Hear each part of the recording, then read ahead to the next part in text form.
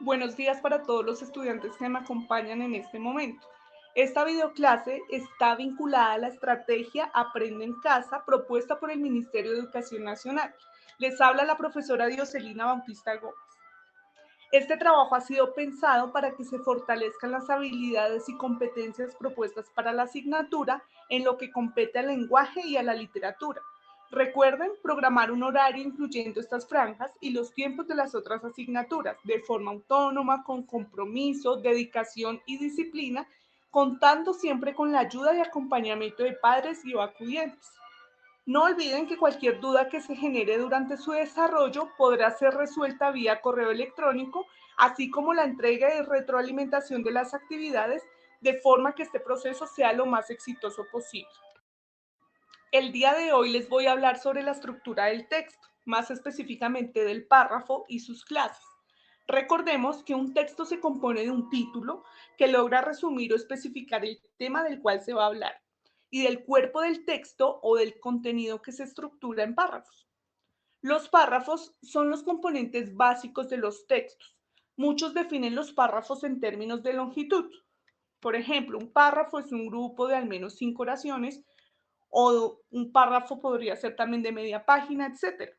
Sin embargo, la unidad y la coherencia de ideas entre oraciones es en realidad lo que constituye un párrafo. Un párrafo se define entonces como una sola oración o grupo de oraciones que forman una unidad. La longitud y la apariencia no determinan si una sección de un artículo es un párrafo. Por ejemplo, en algunos estilos de escritura, particularmente estilos periodísticos, un párrafo puede tener una sola frase. En última instancia, un párrafo es una oración o un grupo de oraciones que se respaldan por una idea principal. Recordemos que en cuanto a la forma visual de un párrafo, puede decirse que siempre inicia con mayúscula y termina con un punto aparte o un punto final. Veamos el ejemplo. Un estudio de la Universidad Alemana de Lübeck ha conseguido confirmar la vieja hipótesis de que los seres humanos aprenden mientras duermen. Según el estudio, durante el sueño, el cerebro almacena los conocimientos adquiridos durante el día, lo que hace posible recordarlos a largo plazo. Según el estudio, en el que participaron 191 voluntarios, durante el sueño el cerebro humano almacena en el hipocampo los conocimientos adquiridos durante el día, lo que le permite recordarlos a largo plazo. Esto sería la estructura adecuada de un párrafo. Dense cuenta que la idea principal se desarrolla al iniciar el párrafo. ¿Listo? El párrafo es lo opuesto a lo que veíamos en los textos líricos, que son las estrofas, y que ustedes los confundían con los párrafos. ¿Se acuerdan cuando hicimos el repaso al inicio de año sobre los géneros literarios? Entonces, aprovechen esta videoclase para diferenciarlo correctamente. Conclusión, no es lo mismo una estrofa que un párrafo.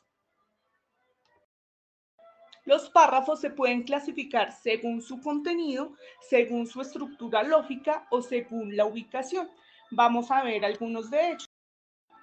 Los párrafos según su contenido hay de tipo argumentativo, conceptual o de definición, cronológicos, de enumeración, descriptivos, explicativos, expositivos o narrativos. Vamos a explicar algunos de los mencionados. Por ejemplo, el párrafo cronológico. A esto se refiere toda la sucesión temporal de un evento. Párrafo de numeración. Cuentan con una frase organizadora que ayuda al lector indicándole la ordenación del párrafo o del texto más bien. Esta frase puede ir antepuesta o pospuesta a un inventario de propiedades que se refieren a un mismo objeto, idea o hecho. Los errores más frecuentes son omitir la frase organizadora, presentar contradicciones entre la frase organizadora y la lista, repetir los elementos de la lista, ordenar los elementos sin criterio y utilizar una estructura sintáctica diferente en los elementos enumerados. El párrafo descriptivo describe el objeto, persona, idea o situación de la que se va a hablar. Al describir hay que seguir algún orden lógico, ir de lo general a lo particular, de lo externo a lo interno. Si la descripción es un proceso temporal, se puede ir del pasado al presente o viceversa, etc. El párrafo explicativo. Este sirve para aclarar o desarrollar más ampliamente el tema del cual se está hablando. Párrafo expositivo. Es aquel en el que se presenta alguna información de forma organizada. Párrafo narrativo. Expone siguiendo un orden temporal de acontecimientos o acciones.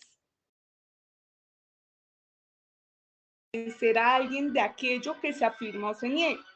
Veamos esta otra definición. Este tipo de párrafo, el escritor intenta argumentar, explicar o dar sustento a alguna idea secundaria del tema central, dado que su intención es convencer al lector de una idea dada, expone las razones que hacen afirmar o negar una idea. Veamos el ejemplo. De los diversos instrumentos del hombre, el más asombroso es sin duda el libro. Los demás son extensiones de su cuerpo.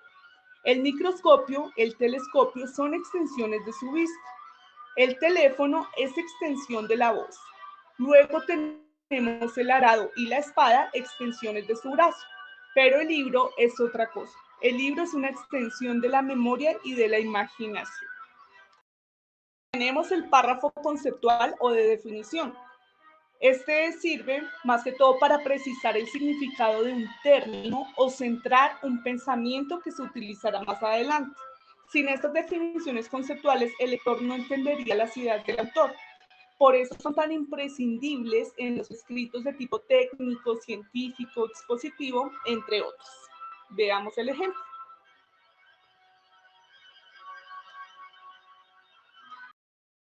Párrafo procedimental. En este tipo de párrafo, las ideas están constituidas por instrucciones. Estas nos muestran un procedimiento a seguir para lograr un fin. Evidenciemos el ejemplo.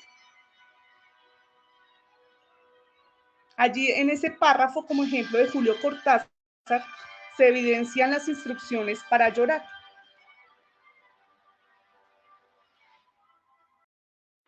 La siguiente clasificación que tenemos es de los párrafos según la ubicación de la idea principal. Va a recibir un nombre según dicha ubicación. Vamos a ver. Párrafo deductivo. En este tipo de párrafo, la idea principal se escribe al inicio y de esta se desprenden las ideas secundarias que permiten llegar a una conclusión. En este caso, veamos cuál es la idea principal. El párrafo dice, el daño al medio ambiente lo causamos principalmente los seres humanos. Esto es debido a varios factores como la deforestación, la industrialización y la contaminación. Ahí ya vemos la idea principal, que como lo dice la definición, se ubica al principio del párrafo.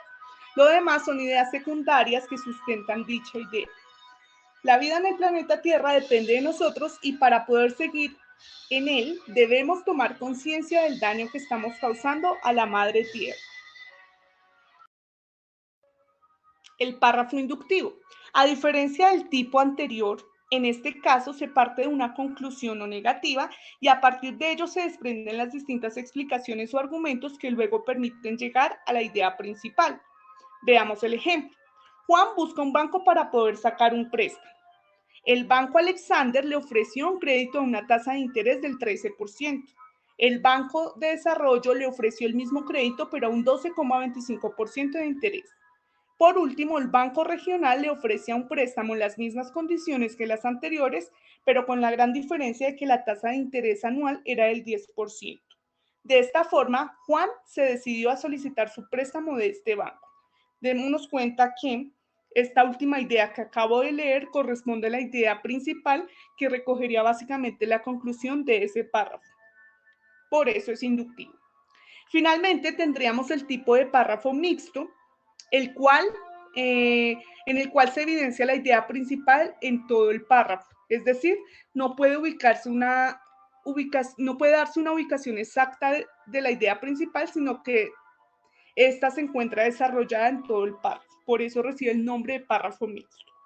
¿Listo? Por hoy daríamos por terminada esta sesión. Nos vemos en una próxima oportunidad. Espero haya quedado clara la temática.